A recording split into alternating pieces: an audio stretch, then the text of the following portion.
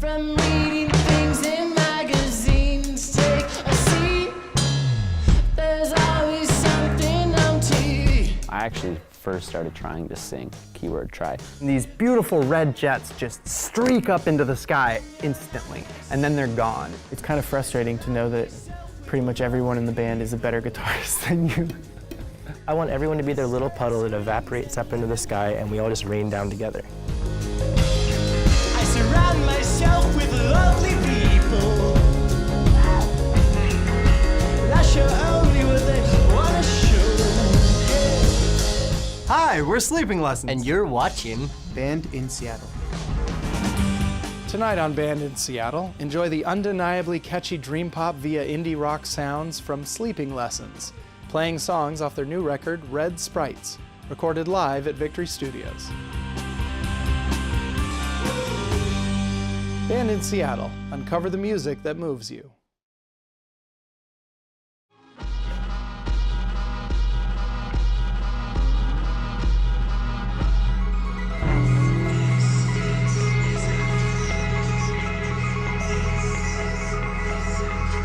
Hi, I'm Terrence Bonzi. I'm the bassist for Sleeping Lessons. Hi, I'm Daniel Moretti, and I am one of the producers for Sleeping Lessons, as well as the percussionist. Hi, my name's Paul Kowalczyk, and I play lead guitar in Sleeping Lessons. Hi, I'm Charlie, and I sing and play guitar in Sleeping Lessons.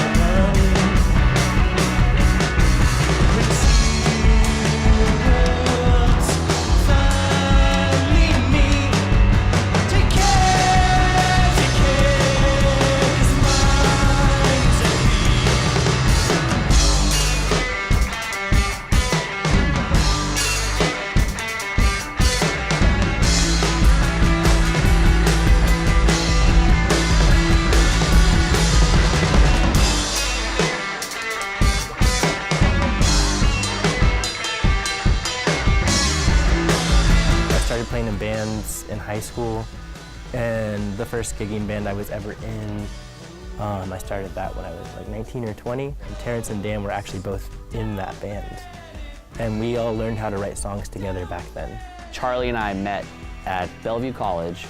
I happened to be in this one guitar class because, you know, easy A, I already know how to play an instrument. I already knew Charlie from high school, and so then he asked me to join his project that he was starting because he needed a bassist, and I was like, great, I'm already good at that. Every band practice started out the same way. We would, you know, make some tea, and then we put on some music. We would be listening to several records a lot during this time. Like we listened to Brubeck, Transatlanticism, In Rainbows, and one of the ones we listened to, it's one of my personal favorite records of all time, is The Shins' Winting the Night Away.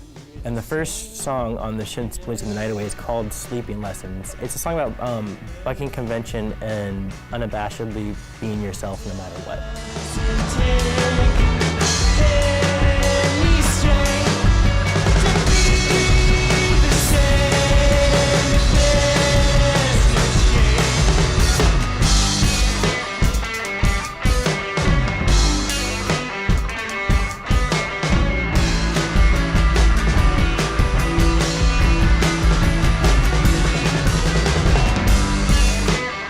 Paul was working with Dan and Charlie with like audio engineering.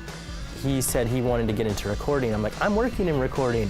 So he's like, okay, well, let's keep in touch. How NASA describes when stars kind of come into each other's orbits and then they collide and you know, turn into like a supernova or whatever.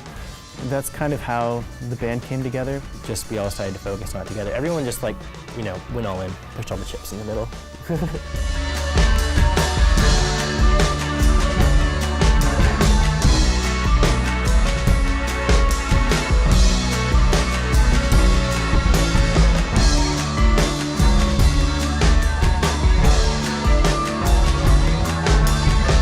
Funny enough that our first tour that we ever played, we went down to Portland. Was playing with a band in which the drummer from The Shins was also performing.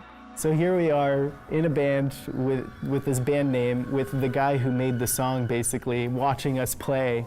They actually borrowed my drum set that night. There was a really beautiful moment of sitting back and watching the drummer, who is sort of this bit of a hero, you know, like this guy's on the discography of some of my favorite music. Afterwards, he comes up to us and he just goes, "So I gotta ask, Did you guys know who I am when you booked this show? Like, did you realize what you were doing here? And we were like, no, we actually had no idea, and then found out afterwards, sort of awkwardly."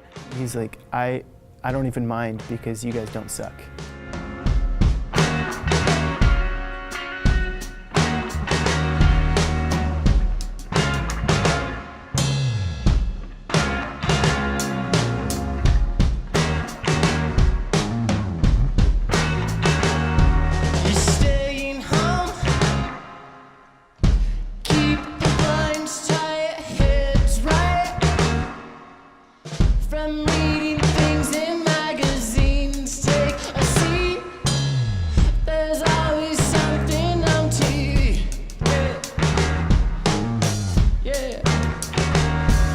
Charlie, there's a lot to say. No, there's not too much to say. He's just a good soul.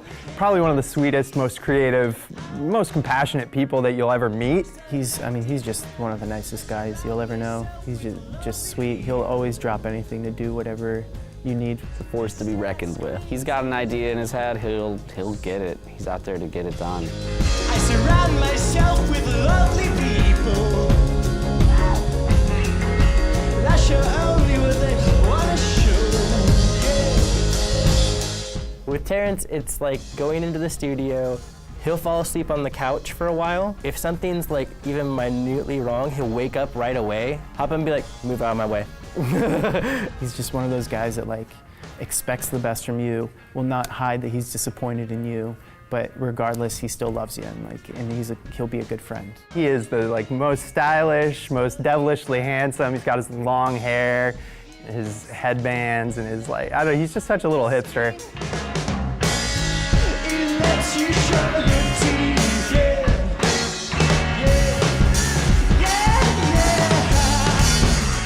Dan is the personification of like a galaxy spiraling with like comets, and he's an amazing drummer. He's an amazing pianist. He's a better guitarist than I am. Dan is a mad scientist. As far as I'm concerned, Dan Moretti might subtly be the best drummer in Seattle. Out of everyone in the group, I'd say he's the most talented musician. Like, he is better at all our instruments than us.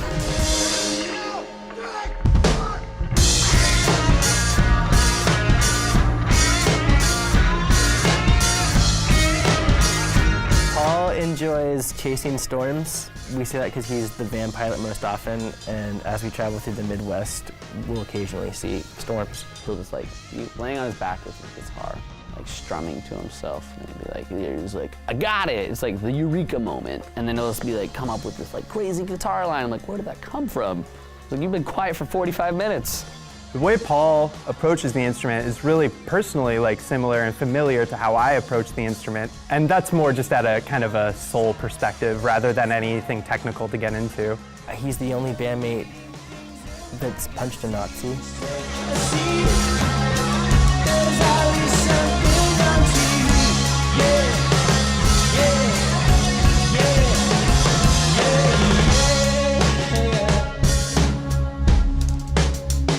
After the break, you'll find out a whole lot more about sleeping lessons. I forgot what a real bed was like. Tour is only weird things happening.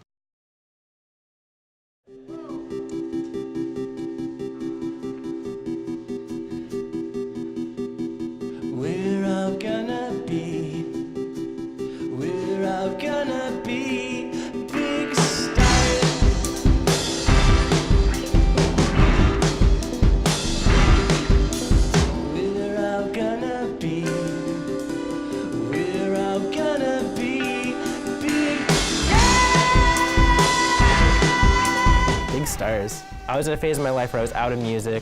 I had other responsibilities and other things to worry about. I didn't know if I was ever going to be able to play music with my friends like I had in the capacity. A band that we had played with together when we were like just starting out, this band from California, was actually due to appear on Conan that night. You play enough shows, you know, you wind up playing with people that eventually go on to really big and great things, but this was like the first time I'd ever seen it. And so that song is about being hopeful and young. You know, maybe getting offered a record deal and smoking what at the time were illicit substances and going into a high-rise tower all hopeful, thinking you're gonna be a huge star. Big Stars is about how fun that naive period of your life can be.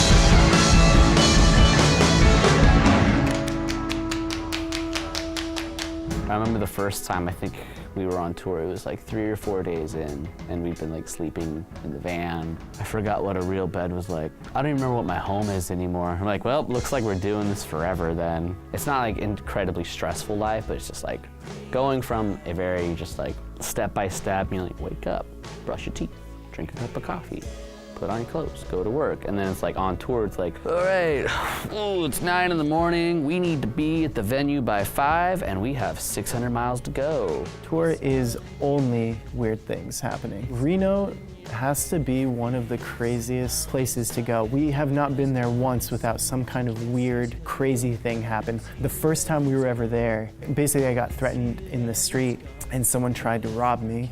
So I got up, and this is the first time it's ever happened, but I clocked the guy. I'd probably be the last person to like ever be aggressive or like try and like start a fight, but something in Reno, I don't know what they put in the water or what it is, but that place, every time we go, there's events.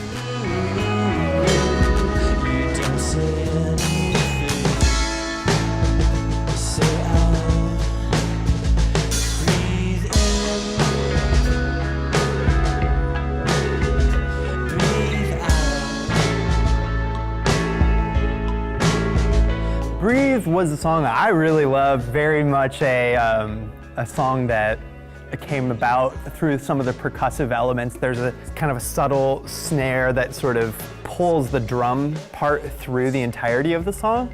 And we got it recorded and started listening back to it one night, and this was Charlie and I think Paul was there maybe. We just immediately felt like it had some sort of depth to it, just really moved us. In certain philosophies, they talk about how there are parts of your life there's an emptiness. In those times of your life, it's important to breathe and acknowledge the emptiness, and acknowledge that the emptiness is one of the biggest gifts that you can have because it means that you're alive.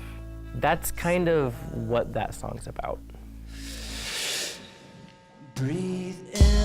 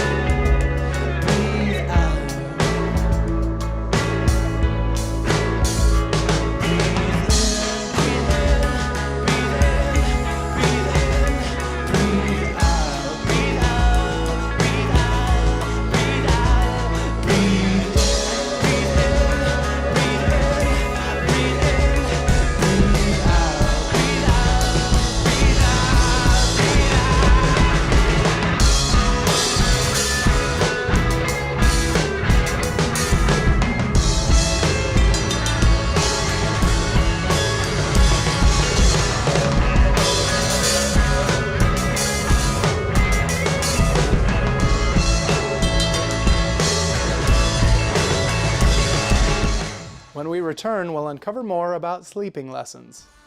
Look, you're born, you are in this beautiful world. What would I do with that time? Watch more Netflix and Hulu?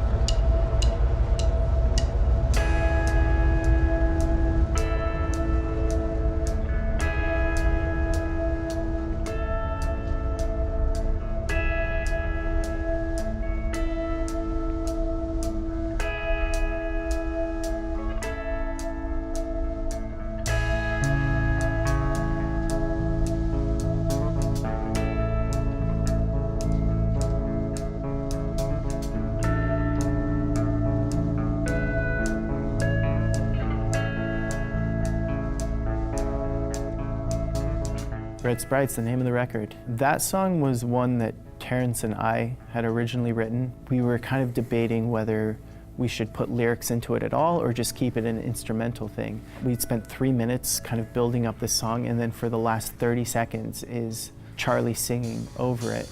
The song just felt a lot like what we kind of imagined the whole album, Red Sprites, being. We're kind of thinking like how amazing would it be to actually witness a red sprite, being like in a spaceship. Basically, like when lightning strikes the earth, there can sometimes be a discharge of energy upward into the atmosphere. And these beautiful red jets just streak up into the sky instantly, and then they're gone.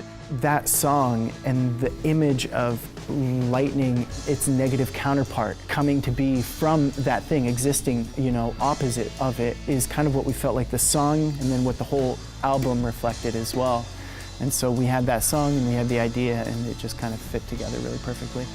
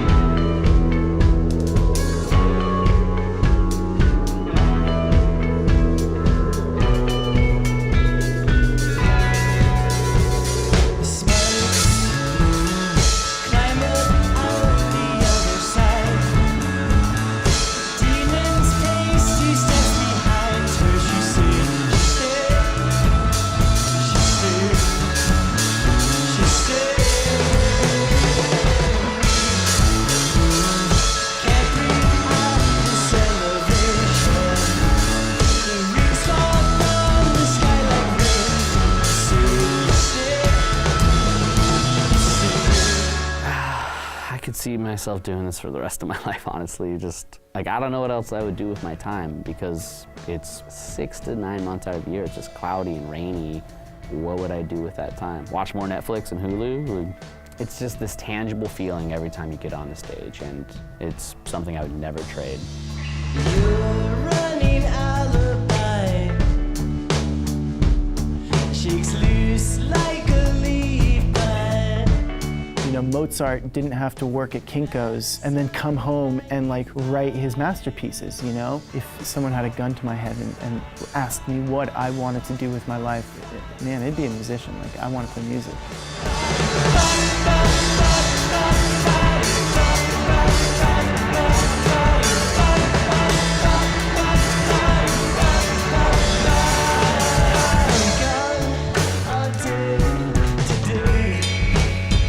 I get to go and hop in a van for a month with my 3 best friends and just go anywhere we want in the entire country. These images that you get in your head and these things that you get to take with you that are so pure and beautiful and keep you young.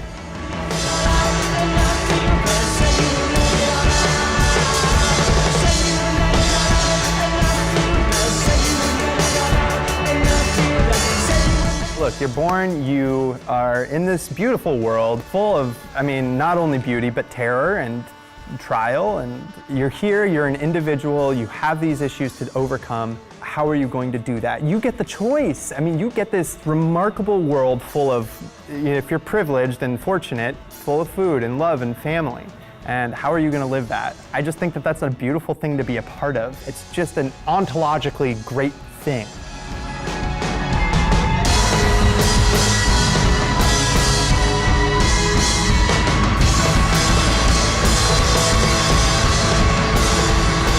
The world should just fill itself more with art right now. It's what we need.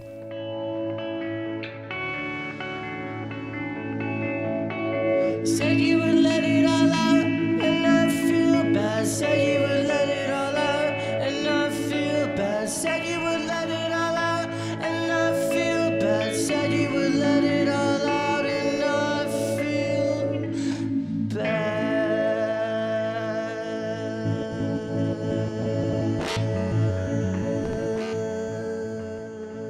To uncover more of the music that moved you tonight, go to bandinseattle.com where you can find out more about Sleeping Lessons and watch their full concert. Tune in next week to uncover more music that moves you on Band in Seattle.